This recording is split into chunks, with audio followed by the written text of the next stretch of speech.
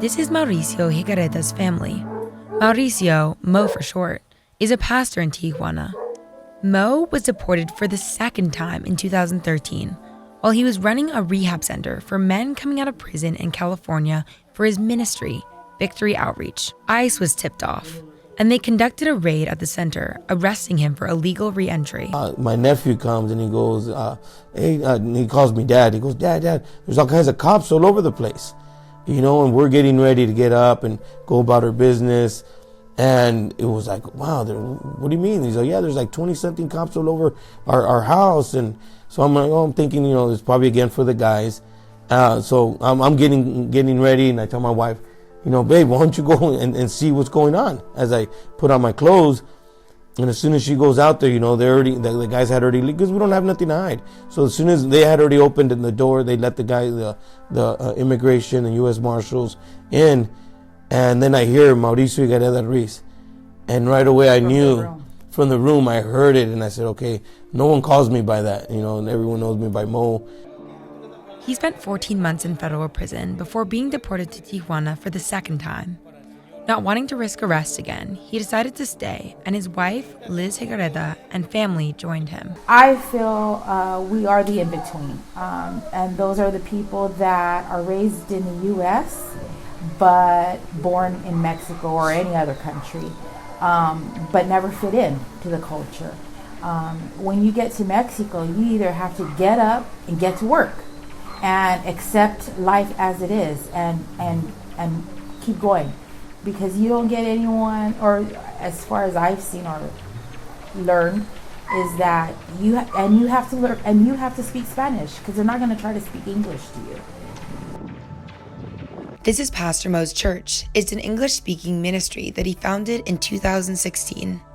Many people who have been deported regularly go there. This is our first English-speaking church here in Tijuana, here in all of Mexico, and it's to meet the need of mainly the deported and their families, so that we can help restore back the family unit after deportation.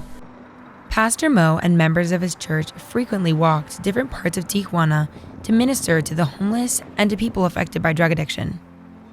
They also minister to those who have been recently deported.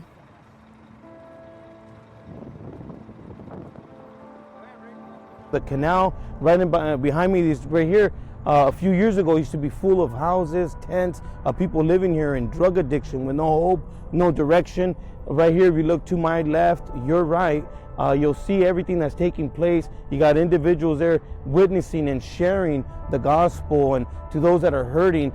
And right in back of me is, you actually see where the arches that you see the red light district, the Cahuila, where a lot of the prostitution, sex trafficking takes place there. And it used to be real bad right here, but now everything's clearing up and they're all going to the city. For now, Pastor Mo is leading Victory Outreach and the rehab center affiliated with the church. The energy throughout Victory Outreach Tijuana is palpable as they eagerly respond to Pastor Mo's teachings. They have hope, just like Pastor Mo and his family, that they will be able to make Tijuana their permanent home. If there's any offensive way in me, and that it is possible, I mean, it's a tragedy, but it also can become a triumph. We can't do it alone. We know that. It was our faith that kept us. It's God who is leading us. And I think that that's the only way my family can continue to, have the joy within them. My daughter is embracing it now. Pastor Mo's daughters are an integral part of the church too. They perform worship songs at the beginning of the service.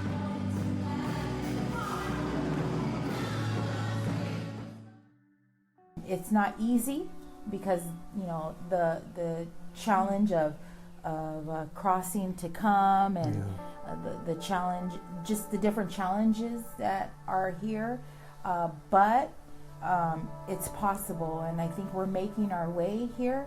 We're really trying. We're breaking ground. We're trying to. I think it's something. We're pioneering a new work. Is really what's happening here. We're trailblazing a way for people just like us. To see how another family is making the best of being separated through deportation, see the next video in the series.